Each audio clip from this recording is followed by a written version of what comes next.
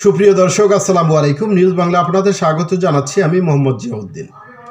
দর্শক, বিগত ফ্যাসিস্ট শেখ হাসিনা যখন ক্ষমতায় ছিলেন তখন তিনি বিদেশি কোনো সম্মেলনে যখন যেতেন, পুরো একটা উড়োজাহাজ ভর্তি করে লোকজন নিয়ে যেতেন।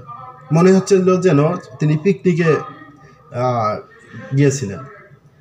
সেই সফরে তার সাথে থাকতো মন্ত্রীরা, থাকতো এমপিরা, থাকতো আমলারা, থাকতো ব্যবসায়ী, বড় বড় ব্যবসায়ী সমাজ, সেখানে থাকতো সাংবাদিকরা এবং শেখ পরিবারের সদস্যরা। এবং সেখানে সম্মেলন শেষ করে আবার দেখা গেছে যে ওই শেখ রেহানার ছেলে ববির সাথে একটু দেখা করে আসি, সেখানে আবার উড়োজাহাজ দিয়ে দেখা করতে যাইতো। এরকম দেশের মানুষের কষ্টার্জিত টাকায়, ঘাম জড়ানো টাকা দিয়ে তারা আনন্দ ফুর্তি করতো, এমন একটা অবস্থা ছিল তখন। আর বর্তমান অবস্থা দেখেন, ডক্টর মোহাম্মদ ইউনূস এর আগে যে সফরগুলো করেছেন সেই সফরগুলোতে সফরসঙ্গী কম ছিল, এবং আজ প্রধান উপদেষ্টা কাতার যাচ্ছেন, সেখানেও তার সফরসঙ্গী একেবারেই সীমিত।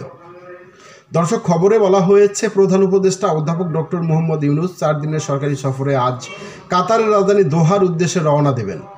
সেখানে তিনি আর্থনা সামিট 2025-এ অংশগ্রহণ করবেন।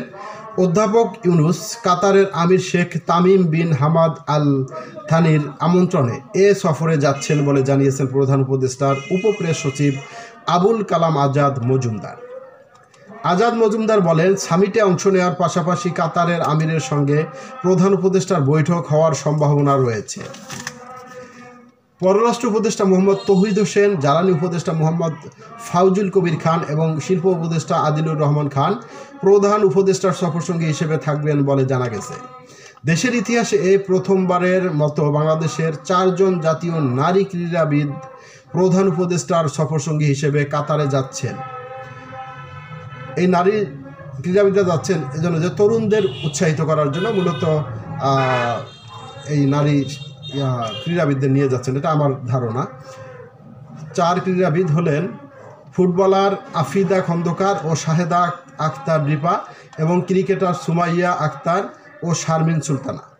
আগামী 22 ও 23 এপ্রিল এই 2 দিনে সামিটে উপস্থাপনা, ইন্টারঅ্যাক্টিভ প্যানেল আলোচনা, কর্মশালা ও গোল টেবিল বৈঠকের মাধ্যমে বিভিন্ন বিষয় নিয়ে আলোচনা হবে। দর্শক, ভালো থাকবেন। আল্লাহ হাফেজ।